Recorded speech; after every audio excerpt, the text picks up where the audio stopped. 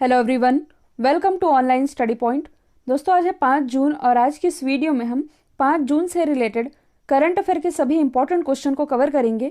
तो यदि आप लोगों को इस वीडियो की पीडीएफ चाहिए तो आप हमारे इस मोबाइल एप्लीकेशन को भी इंस्टॉल कर सकते हैं, लिंक डिस्क्रिप्शन बॉक्स में दी हुई है।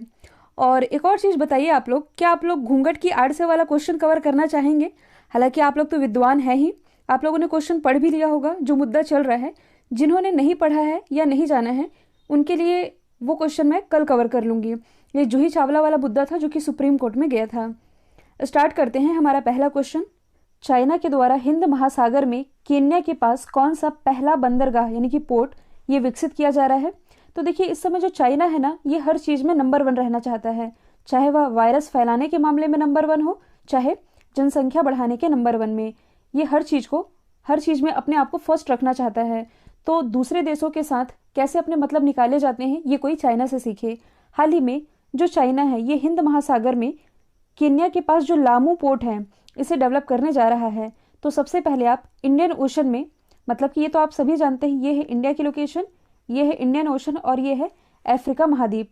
और अफ्रीका महाद्वीप में ही ये जो आप लोगों को हॉर्न ऑफ अफ्रीका का हिस्सा दिख रहा है जिसमें 4 कंट्रीज आती हैं, इसके जस्ट नीचे ये जो आप देख रहे हैं केन्या। अब इसे हम थोड़ा जूम करके भी देख लेते हैं। तो ये है केन्या की लोकेशन। केन्या के पास आप लोगों को 2 पोर्ट नज़र आ रहे होंगे, एक तो है लामू पोर्ट, दूसरा है मोम्बासा पोर्ट। पोर्ट यानी कि बंदरगाह जहाँ जहाज आकर के रुकते हैं। तो इसमें से चाइना लामू पोर्ट को डेवलप करने जा रहा है। तो चाइना क्या कर रहा है कि इस लामू पोर्ट को डेवलप करने के लिए पैसा तो दे ही रहा है, साथ ही अपनी कंपनी भी दे रहा है। कंपनी दे रहा है, इसका क्या मतलब हुआ? तो कहने का मतलब है कि इस लामू पोर्ट को डेवलप करने का कार्य जो करेगी ये चाइना की ही कंपनी करेगी। इसका नाम क्या है? तो इसे आप C4 के नाम से याद रख सकते हैं। एक्चुअल में इसका नाम है चाइना कम्युनिकेशन कंस्ट्रक्शन कंपनी। इसका नाम यहाँ लिखा भी हुआ है। इसी कंपनी के द्वारा इस लामू पोर्ट को विकसित किया जाएगा। और इस पोर्ट के विकसित होने के बाद मतलब कि किस तरह से इसे विकसित किया जाएगा, तो इंडियन ओशन में जो जहाज है ये सामान लेकर के आएंगे, जब इस पोर्ट पर रुकेंगे तब क्या होगा, इस पोर्ट से जब सामान आगे जाएगा तो यदि आप देखेंगे आप लोगों को 2 कंट्रीज नज़र आ रही होंगी, एक तो है इथियोपिया और ये है साउथ सूडान। ये है केन्या, इसके ऊपर स्थित है इथियोपिया और इधर स्थित है साउथ सूडान। यदि आप देख पा रहे होंगे तो इथियोपिया और साउथ सूडान ये कैसी कंट्री है? Landlocked country. लैंडलॉक कंट्री से कहने का मतलब है कि समुद्र का जो पानी है ये इन 2 कंट्रीज तक नहीं पहुंच पाता है। तो बेसिकली इन्हीं देशों में सामान की आवाजाही पहुंचाने के लिए ये एक तरह का प्रोजेक्ट है। इसका नाम क्या है? तो इसका नाम है लैपसेट कॉरिडोर। अब देखिए, आप लोगों ने चाइना पाकिस्तान इकोनॉमिक कॉरिडोर ये तो सुना ही होगा, जो जम्मू कश्मीर के पास चाइना से ये जो ग्वादर है इसे ये जोड़ता है कॉरिडोर। C से चाइना, P से पाकिस्तान, इसी के नाम पर इस प्रोजेक्ट का नाम रखा गया है। सेम उसी तरह से ये जो लैपसेट कॉरिडोर है ये किससे जोड़ेगा? तो इसी से आप फुल फॉर्म निकाल सकते हैं। L से लामू, P से पोर्ट, जो मैंने आप लोगों को बता दिया है। अब लिखा हुआ है SS, तो साउथ सूडान, और ET यानी कि इथियोपिया। अब आप मैप में देखेंगे लामू पोर्ट, फिर है SS यानी कि साउथ सूडान, फिर है ET यानी कि इथियोपिया। तो ये है लैपसेट कॉरिडोर जो कि इन कंट्रीज को जोड़ेगा। अब यदि आप इस सिंबल को नोटिस कर पा रहे हो तो देखिए, अभी मैंने बताया है कि ये दोनों लैंडलॉक कंट्रीज हैं, तो इन तक सामान कैसे पहुंचेगा? आप यहाँ नोटिस करेंगे तो एक है ब्लैक लाइन जो कि रेलवे का साइन है और एक है रेड लाइन जो कि 2 लेन हाईवे का साइन है। तो लामू पोर्ट में ये जो सामान उतरा, फिर रेड लाइन और ब्लैक लाइन आप देखते चलिए, यहाँ से होते हुए ये सामान जाएगा इथियोपिया के पास और इसी रेलवे और 2 लेन हाईवे का इस्तेमाल करते हुए ये सामान साउथ सूडान को पहुँचाया जाएगा। एक और चीज़ आप नोटिस कर पा रहे हैं जो कि है एयरपोर्ट। तो इस फैसिलिटी में एयरपोर्ट को भी जोड़ा गया है कि किसी भी तरह से हवाई मार्ग की भी सुविधा से ये सामान इन 2 कंट्रीज़ को पहुंचाया जा सके। अब आप देख सकते हैं कि चाइना कितना स्मार्ट है। तो ये है पूरा लैपसेट प्रोजेक्ट। आई होप आप लोगों को समझ आ गया होगा। यदि आपसे पूछा जाए कि चर्चे में रहा लैपसेट कॉरिडोर ये किस देश से रिलेटेड है, ये है केन्या से रिलेटेड। किस पोर्ट से रिलेटेड है? लामू पोर्ट से। इसमें इन्वेस्ट कौन कर रहा है? तो चाइना कर रहा है। अब देखिए, इसमें चाइना इतना सारा पैसा तो लगा रहा है, इसमें इसका फ़ायदा क्या है? फ़ायदा ये है, देखिए, चाइना ने पाकिस्तान में पैसा लगाया ये इसलिए क्योंकि वह जानता है कि पाकिस्तान उसके कर्जे को चुका नहीं पाएगा और ये पाकिस्तान के हिस्से में मतलब कि अपना कब्जा कर लेगा। इसी तरह इसने बांग्लादेश को भी प्रस्ताव दे रखा है। और पोर्ट की बात की ही जा रही है तो आप लोगों को मालूम ही है, जो श्रीलंका है भारत के जस्ट नीचे में, श्रीलंका में जो हम्बनटोटा पोर्ट है इसे भी डेवलप किया गया था चाइना के द्वारा, लेकिन श्रीलंका इसका पैसा चुका नहीं पाया, जिसके कारण ये जो हम्बनटोटा पोर्ट है ये चाइना ने 99 साल के लिए यानी कि 99 ईयर के लिए लीज पर ले लिया है। अब आप लोगों के दिमाग में ये सवाल आना चाहिए कि बांग्लादेश और श्रीलंका का तो समझ में आता है, केन्या में चाइना को यहाँ क्या फ़ायदा हो सकता है पैसा लगाने से, क्योंकि माना जाता है ना कि अफ्रीका की जो मोस्टली कंट्री हैं ये तो गरीब ही होती है। तो देखिए ऐसा भी नहीं है, जिसका कोई नहीं होता उसका भगवान होता है। आप लोगों ने ये कहावत तो सुनी ही होगी कि बिल के अंदर रहने वाली चींटी के भी खाने की व्यवस्था ये ऊपर वाले ने कर रखी है। तो जो अफ्रीका के लोग हैं इनके पास भले ही पैसा ना हो, लेकिन क्या है, इनके पास नेचुरल रिसोर्सेस हैं। आप सभी जानते हैं कि यहाँ जो खनिज हैं इसकी पूरी भंडार है जो ये अफ्रीका महाद्वीप में देखने को मिलती हैं। तो चाइना ये पैसा लगा रहा है इस पोर्ट पर, भले ही इसे बदले में पैसा नहीं मिलेगा, इसे क्या मिल जाएगा, इसे मिलेगा खनिज के भंडार, जिस पर ये अपनी मतलब कि हक जमा सकता है। साथ ही जो चाइना का बेल्ट रोड इनिशिएटिव प्रोजेक्ट है इसमें ये पोर्ट मददगार साबित हो सकता है, ताकि चाइना का जो सामान आएगा इस पोर्ट पर आएगा और इस पोर्ट से आते हुए ये अन्य कंट्रीज़ को सप्लाई किया जा सकेगा। आई होप ये पूरा मैटर आप लोगों के समझ में आ गया होगा। और देखिए हम लोगों ने फॉर्मेट अब कुछ ऐसा रखा है कि स्टार्टिंग के जो 2 क्वेश्चन होंगे, 2-3 क्वेश्चन ये इंटरनेशनल रिलेशन से होंगे, इसके बाद के 2-3 क्वेश्चन नेशनल न्यूज़ होगी, फिर इसके बाद के जो 2-3 क्वेश्चन होंगे ये होंगे स्टेट से रिलेटेड, और लास्ट में इंपॉर्टेंट डेज या फिर कोई स्कीम होती है, इसके अलावा कोई अपॉइंटमेंट या डेथ होती है, इसे हम लास्ट में कवर किया करेंगे। तो सीक्वेंस वाइज आपके सारे टॉपिक कवर हो सकेंगे। अब इंटरनेशनल क्वेश्चन में थोड़ा समय लग ही जाता है। अगला क्वेश्चन भी चाइना से ही रिलेटेड है।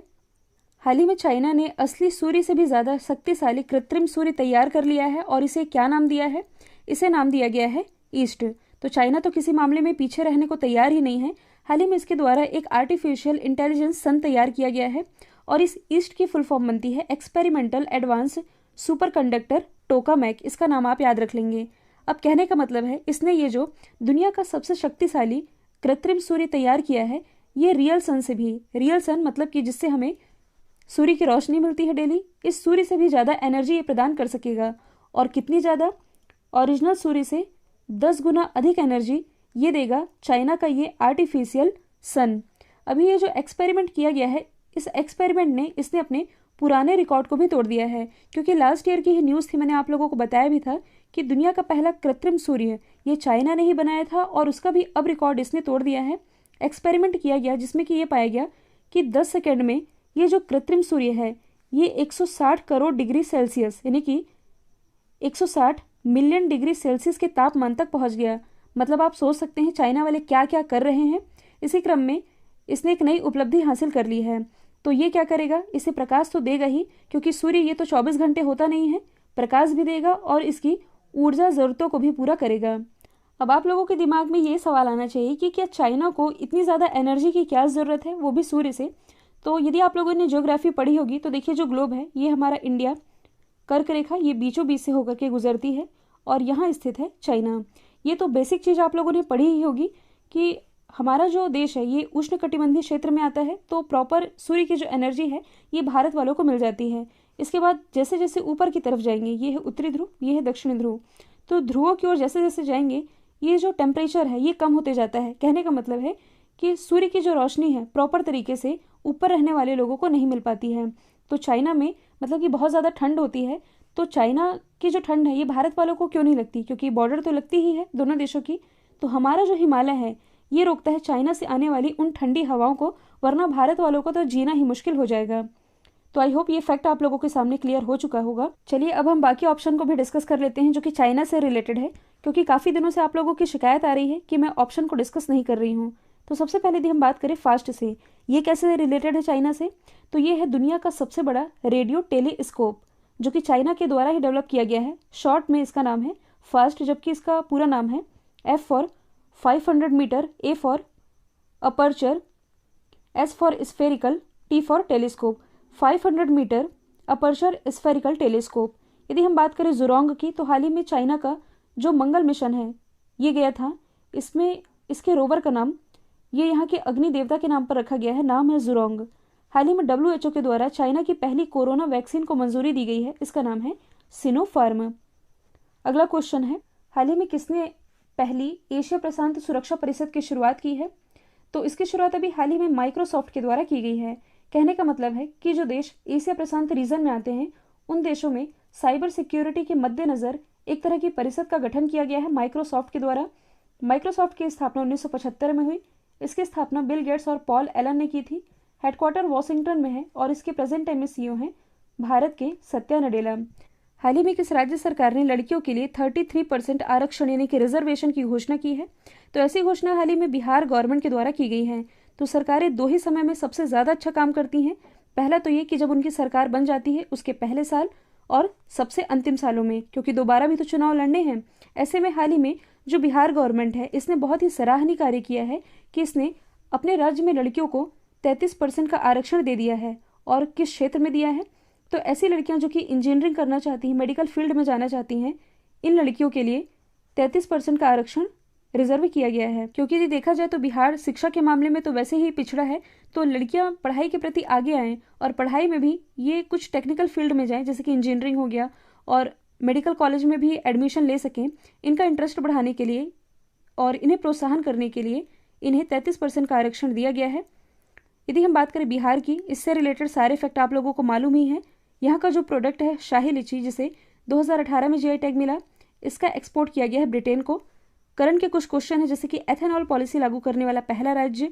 डिजिटल इंडिया अवार्ड बिहार को मिला है। भारत के 2 पहले हरित ऊर्जा शहर हैं, राजगीर और बोधगया। इसी बोधगया में भारत की सबसे बड़ी बौद्ध की लेटी हुई प्रतिमा ये स्थापित की गई है। अगला है, किस राज्य सरकार ने घर घर औषधि योजना की शुरुआत की है? तो इसकी शुरुआत अभी हाल ही में की गई है छत्तीसगढ़ गवर्नमेंट के द्वारा। देखिए, आज है 5 जून। 5 जून को क्या है? वर्ल्ड एनवायरनमेंट डे यानी कि पर्यावरण दिवस। तो अभी बीते समय में हमने क्या देखा है कि ऑक्सीजन की कमी के कारण कितने लोगों की जान चली गई। तो ऑक्सीजन की कमी ना हो आने वाले समय में, ऑक्सीजन के लिए क्या ज़रूरी है? पेड़ ज़रूरी है। अब हर चीज़ तो ऐसा नहीं कि सरकार ही हमें करके देगी, हमारे भी कुछ कर्तव्य बनते हैं। वो कहा जाता है ना कि ये जो प्रकृति है हमें मरते दम तक ऑक्सीजन देती है, तो हमारा भी कुछ फर्ज है कि कम से कम अपने जीवन में एक पेड़ तो लगा ही सकें। पेड़ लगाना बस नहीं है, इसकी केयर भी करना है, इसे बड़े होते तक संभालना है। तो छत्तीसगढ़ गवर्नमेंट क्या कर रही है कि घर घर औषधि योजना की शुरुआत कर रही है, जिसके अंतर्गत ये औषधि के तहत तुलसी का पौधा, गिलोय का, अश्वगंधा का, कालमेघ का और भी बहुत सारे पौधे हैं जो कि वितरित करेगी। तो आज हम भी पौधे लगाएंगे और आप भी प्रयास करिए कि एक एक व्यक्ति एक एक पौधा लगा सके। कल वो फोटो हो सकेगा तो आप लोगों से शेयर भी की जाएगी। तो पर्यावरण के प्रति हमारे भी कुछ कर्तव्य बनते हैं जो कि हमें करने भी चाहिए। यहाँ हम बात करें छत्तीसगढ़ की, तो इससे रिलेटेड कुछ करंट के क्वेश्चन हैं। ई लोक अदालत का आयोजन करने वाला पहला राज्य है। मनरेगा के तहत सबसे ज़्यादा रोजगार देने वाला ये पहला राज्य है। हाल ही में इसने महतारी दुलार योजना की शुरुआत की है। किसके लिए? राज्य के उन बच्चों के लिए जिन्होंने कोरोना महामारी के बीच अपने माता पिता को खो दिया है, उन्हें ये वित्तीय सहायता प्रोवाइड कराएगी। किस राज्य सरकार ने कोरोना मुक्ति गांव प्रतियोगिता की शुरुआत की है? इसकी शुरुआत महाराष्ट्र गवर्नमेंट के द्वारा की गई है। कहने का मतलब है कि जैसे कि अभी कोरोना का दूसरा वेव आया, इसमें महाराष्ट्र सबसे ज़्यादा प्रभावित तो था ही। तो ऐसे में जो गांव के लोग हैं, सरकार कह भी रही थी कि हमें इस वायरस को गांव तक नहीं पहुंचने देना है, लेकिन वह पहुंच चुका है।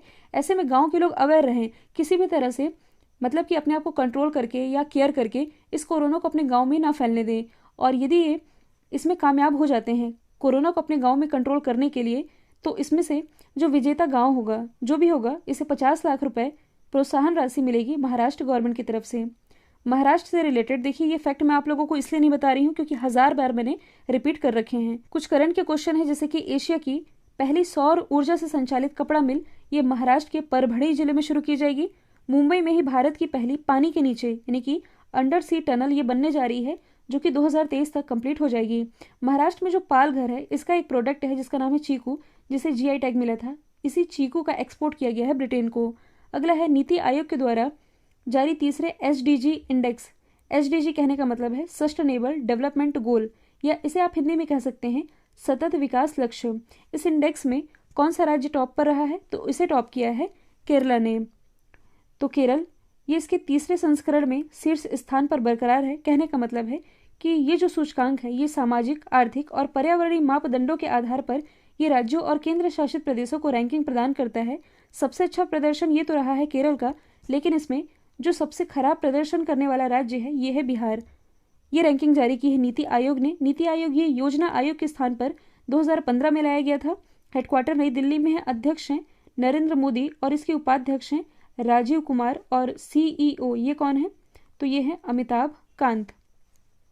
केरला की यदि हम बात करें तो ये भी फैक्ट आप लोगों को मालूम है। कुछ करंट के क्वेश्चन है, जैसे कि MSP तय करने वाला पहला राज्य है, डिजिटल एजुकेशन वाला पहला राज्य है, 100% सौर ऊर्जा से संचालित विश्व का पहला एयरपोर्ट यह है कोच्चि एयरपोर्ट, भारत का पहला Indian women trade centre Kerala के कोझिकोड में स्थापित किया गया है।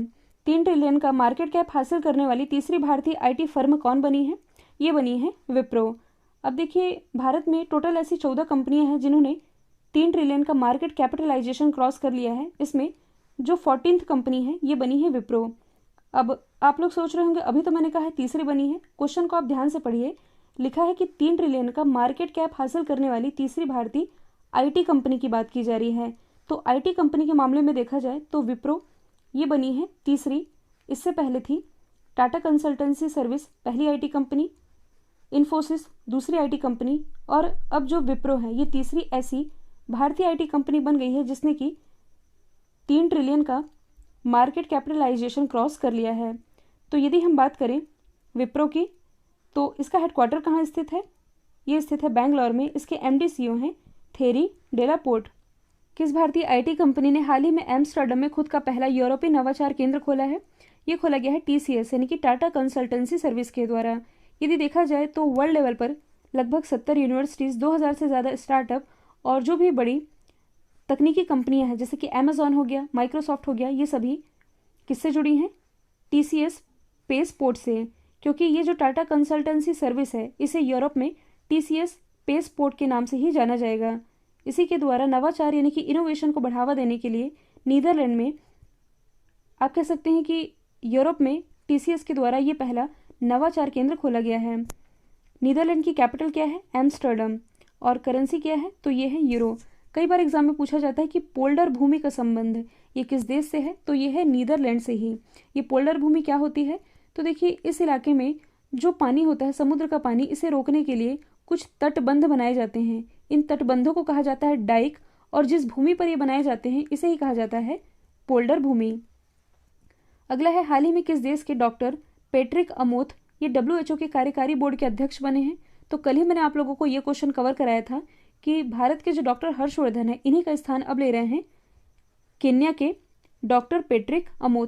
यही बनने जा रहे हैं WHO के अगले कार्यकारी बोर्ड के अध्यक्ष। अगले 1 साल के लिए इनकी नियुक्ति होगी। WHO से रिलेटेड सारे बेसिक फैक्ट आप लोगों को मालूम है। यदि आप करंट से रिलेट करेंगे, देखिए अभी मैंने बताया है कि हाल ही में WHO ने चाइना की पहली कोरोना वैक्सीन को मंजूरी दी, इसका नाम है सिनोफार्म।